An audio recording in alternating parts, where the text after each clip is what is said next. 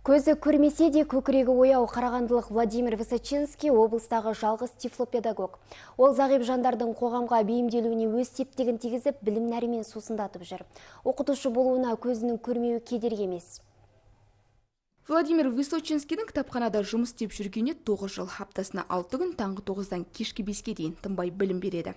Бір өзі Брайль шрифтінен бастап компьютерді қолдануда, смартфонда жұмыс істеуді, тіпті таяқшамен жүруге дейін үйретеді. Соған қарамастан, бұл жұмыстан еш шаршамайтынын, керісінше ләззат алатынын айтады. Жұмыспен отбасына тең көңіл бөле білген ұстаз 4 баланың әкесі.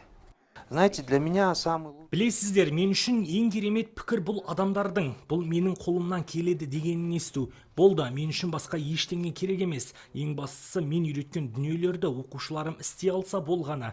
Мен үшін бұл әлемдегі ең керемет, ең жағымды сезім.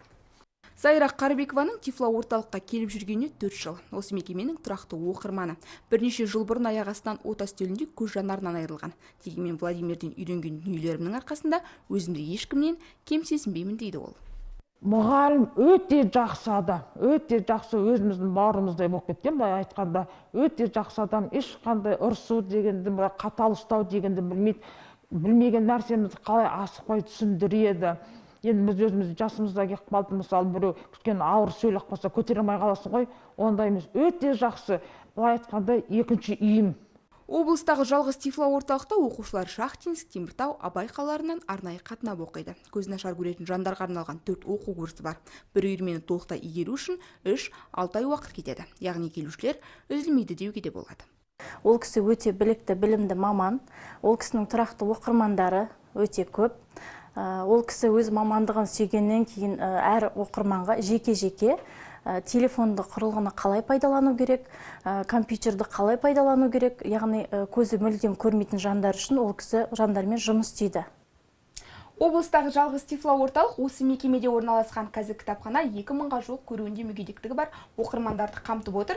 Олар мұнда компьютерлерде жұмыс жасауды, смартфонда жұмыс жасауды үйренеді. Сонымен қатар көріп тұрғандарыңыздай мұнда Брайль шрифтімен басып шығаратын арнайы принтерлер бар. Қазақ тіліндегі басылымдардың аз болуына байланысты кітапхана өз қорын осы шрифттермен, Брайль шрифтінде басып шығаратын принтерлермен өздері толықтырып отыр.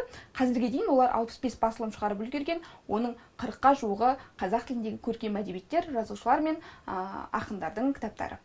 Облыстық зағип және нашар көретін азаматтарға арналған арнайы кітапхананың ашылғанына биыл 55 жыл. Мұнда жылына 7000-ға жуық оқырман келіп білім алады.